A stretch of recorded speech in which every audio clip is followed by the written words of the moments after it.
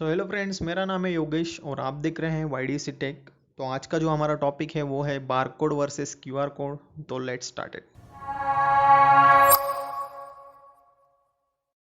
सो दोस्तों, हम सब ने बारकोड का यूज़ कहीं ना कहीं किया ही होगा। वैसे ही हमने क्यूआर कोड का भी यूज़ कहीं ना कहीं किया ही होगा 101%, क्योंकि आजकल ऐसा कोई प्रोडक्ट नहीं है जिस पे बारकोड नहीं आता है। तो ये बारकोड और क्यूआर कोड होते क्या हैं? बारकोड जो होते हैं वो वर्टिकल लाइंस में होते हैं और क्यूआर कोड जो होते हैं वो एक स्क्वायर बॉक्स शेप में होते हैं, उस पर डॉट्स होते हैं, उसमें अलग इन्फॉर्मेशन होती है, बारकोड में अलग इन्फॉर्मेशन होती है। तो सबसे पहले हम बारकोड के बारे में जानते हैं। तो बारकोड जो है वो 1951 में इन्वेंट हुआ था अमेरिका में। उसमें जो वर्टिकल लाइंस होती है उनका कॉम्बिनेशन होता है, उसमें जो इन्फॉर्मेशन होती है वो सिर्फ डिजिट्स में सेव होती है, उसमें कोई कैरेक्टर सेव नहीं होता है। तो बारकोड का यूज़ हमने देखा है कि हम कभी मॉल्स में जाते हैं या किसी शॉप में जाते हैं तो हर एक जो प्रोडक्ट होता है तो उस पर एक बारकोड होता है, वो लाइंस होती हैं। तो लाइंस में कोई भी इंफॉर्मेशन हो सकती है, लाइक ट्रैकिंग आईडी, उनका जो कुछ भी मतलब वैल्यू हो सकती है, एक्सपायरी डेट हो सकती है, कुछ भी हो सकता है।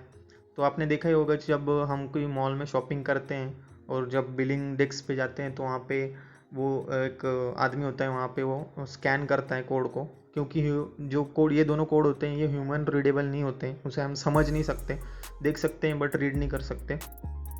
तो इसको स्कैन करके फिर उसमें जो इन्फॉर्मेशन होती है वो डेस्कटॉप में आती है, लाइक उसकी वैल्यू जो होती है, वो क्वांटिटी वगैरह वगैरह।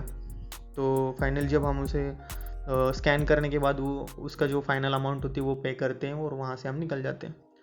तो इसका जो एक डिसएडवांटेज ऐसा है कि बारकोड और क्यूआर कोड में एक ज़्यादा फ़र्क क्या होता है कि बारकोड में ज़्यादा इंफॉर्मेशन सेव नहीं होती।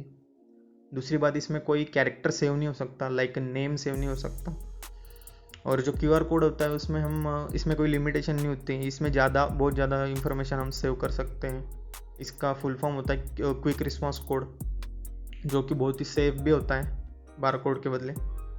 बारकोड में होता क्या है, अगर बारकोड की कोई लाइन अगर इरेज हो जाती है गलती से, उसका कोई कलर मतलब चला जाता है, तो रीड करने में, स्कैन करने में थोड़ी सी तकलीफ हो सकती है कभी कभार, तो उसको स्कैन भी नहीं कर सकते। अब एक इंटरेस्टिंग बात ऐसी है कि बारकोड में जो लाइंस होती हैं, ब्लैक लाइंस, तो जो कोड होता है वो ब्लैक लाइंस में नहीं होता है। एक्चुअली जो बैकग्राउंड होता है वो ब्लैक होता है और जो वाइट लाइंस होती है वो बारकोड होता है। तो जब उस पर कोई लेज़र बीम पड़ती है तो स्कैन करते टाइम वो जो वाइट लाइंस होती है उससे लेज़र रिफ्लेक्ट होके रिटर्न मशीन में आती है, फिर तब वो मशीन में इंफॉर्मेशन रीड होती है, उसके बाद एनक्रिप्ट होती है, फिर वो इंफॉर्मेशन आती है। ब्लैक लाइंस का जो काम होता है बैकग्राउंड का, वो सिर्फ लेज़र को एब्जॉर्ब करने के लिए होता है ताकि बारकोड रीड किया जा सके। नेक्स्ट जो है वो है QR code, quick response code. तो क्विक रिस्पॉन्स कोड हमने आजकल बहुत सी जगहों पे होते हैं, लाइक किसी प्रोडक्ट पे भी होता है, हम उसे स्कैन भी कर सकते हैं मोबाइल के थ्रू, क्योंकि मोबाइल में कैमरा होता है और जो विजुअल थिंग्स होती है उसे मोबाइल से हम स्कैन कर सकते हैं, इसलिए उसका भी एप्लीकेशन आता है जिससे हम क्यूआर कोड या बार कोड दोनों रीड कर सकते हैं। तो क्यूआर कोड जो होता है वो एक स्क्वायर शेप में होता है, उसमें उसके अंदर 3 स्क्वायर शेप में, कॉर्नर में देखिए आप, उस पर 3 ये होते हैं, स्क्वायर्स होते हैं, उसमें इंफॉर्मेशन होती है और डॉट्स होते हैं।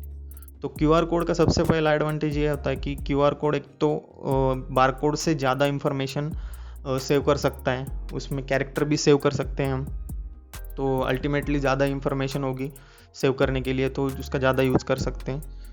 उसके बाद क्यूआर कोड जो होता है वो ज़्यादा सिक्योर होता है। फ़ायदा ये होता है कि हम उसमें ईमेल आईडी, लिंक्स या फिर कोई वेबसाइट हो, कोई अलग इंफॉर्मेशन हो, कोई बुक्स हो सकती हैं, कुछ भी आप उसमें कौन सी भी इंफॉर्मेशन पुट कर सकते हो, कुछ भी सेव कर सकते हो, बहुत बड़ा डेटा आप उसमें सेव कर सकते हो। तो उसका सबसे बड़ा एडवांटेज यही होता है।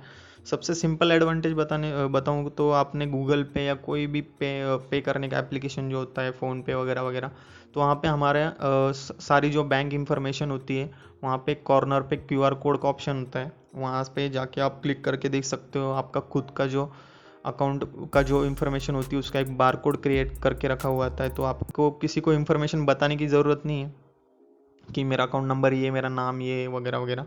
सिंपली उसको स्कैन करने के लिए आप क्यूआर कोड दे दो, वो स्कैन करेगा और आपको पे कर देगा।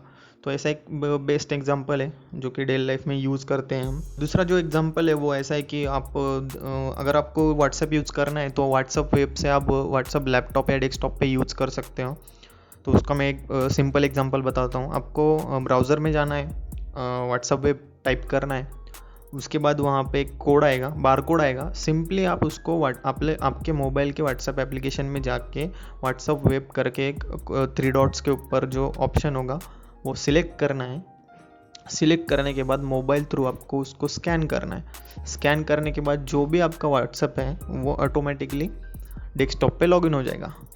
तो ऐसे ही कुछ चीज़ें होती हैं जो हमें, एक तो हमें उसे यूज़ करते हैं लेकिन उसका कोई मतलब हमें पता नहीं होता है, पूरी इन्फॉर्मेशन नहीं होती है। तो इसके लिए मैंने ये वीडियो बनाई।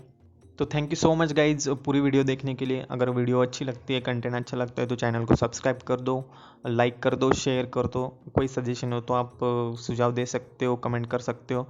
ऐसे ही टेक्नोलॉजी रिलेटेड वीडियोस देखने के लिए देखते रहिए YDC टेक। Thank you.